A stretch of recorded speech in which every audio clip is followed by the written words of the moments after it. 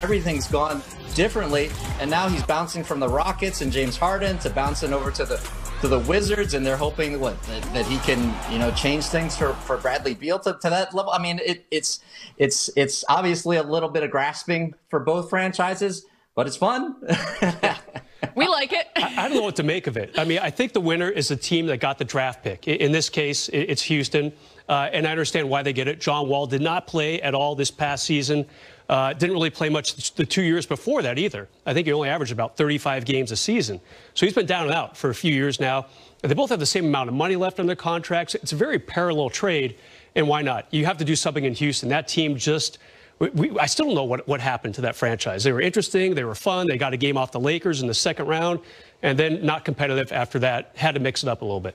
As exciting as all of this is, let me remind all of us that there's still one thing that is above and beyond our control, and that's the pandemic. And here's the latest from the NBA. The NBA and Players Association released initial COVID-19 testing results in a joint statement, saying NBA players returned to a league-wide testing program over the past week, with testing beginning between November 24th through the 30th, depending on the day that a player returned to the team's market. Of the 546 players tested for COVID-19 during this initial return to market testing phase, 48 have returned positive tests. Anyone who has returned a confirmed positive test during this initial phase of testing in their team's market is isolated until they are cleared for leaving isolation under the rules established by the NBA and the Players Association in accordance with CDC guidelines. A little nervous, threw me off, but here we go. Me too. Kevin Brez. Way to keep your composure. What's with the new backdrop? Usually there's like a beautiful view of Palos Verdes off to your left. What happened today? My wife took my desk and my view, and so now I'm sort of sitting in a corner. Yeah, I can tell. Making the best of it.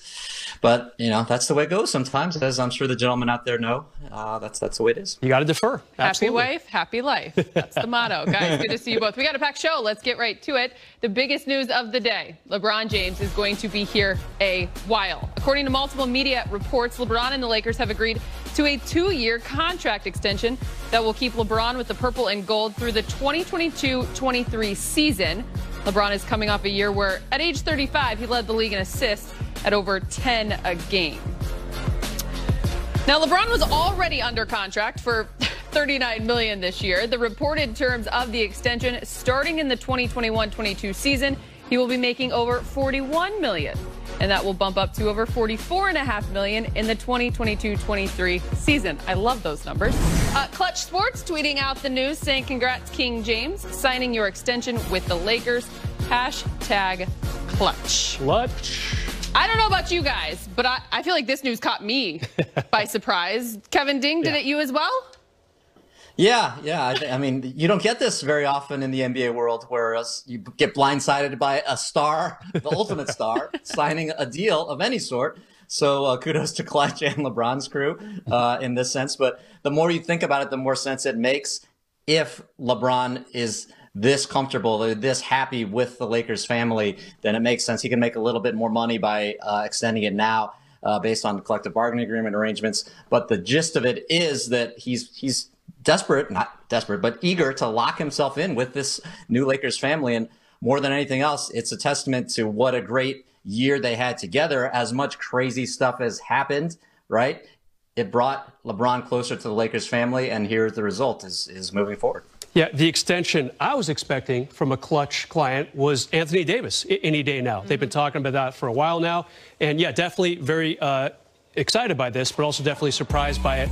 And no one more deserving than LeBron James. He turned back the clock at least 10 years with his play in the playoffs. He was outstanding in the bubble, well deserving of that finals MVP, and what a pickup for the Lakers. And the other thing is, next season, not the one that's about to start, but next season, it was a player option. So maybe in like January or February, a few months from now, maybe some questions would have cropped up from reporters. What are you going to do about your opt-in? And now he gets to avoid all those questions and just concentrate on basketball for 3 solid years with the Los Angeles Lakers. Which is so nice, because I think we've caught him, though he's about to turn 36, at still a very nice time of his career. Exactly. Absolutely. You both kind of touched on it, Kevin, as well. Just the confidence this shows that he has in the franchise and that they have in him. Moving forward, the trickle-down effect. What does this mean? And we were kind of talking before we came on air. He does have a son, and the years may line up. You know where you're going. He's got two sons, but there's one in particular. Yeah, I mean, it does line up. The math does work out that when LeBron is done with this extension, Bronny could be entering the NBA, and LeBron could just go join him and play there for one more year. Or the way that LeBron looks, he could be playing for 3, 5, 10 more years the way LeBron looks right now. But that's, far out there. And LeBron, as you know, Ali and Brez, he's mentioned that as a goal of his, a far-reaching goal. But that's a goal of his to have line up. But for now, the gist of it is that and it's sort of refreshing, to be honest, to have a star player not be trying to, hold a hammer over an organization and say, look, I can leave at any time. I can leave after any year.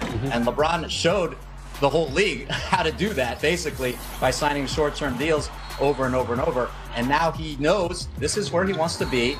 This is the franchise he long wanted to play for, right? And this is a partnership that has proved to be everything that he wanted it to be. But they won, right? And they're working with them in a beautiful fashion. So more than anything, it's a collective feeling here, and it's refreshing, right? I mean, you everywhere you go now, players are trying to dictate to management. Well, I want this. I can show you this. I can bring in this player. But here's LeBron saying, hey, we're working together beautifully.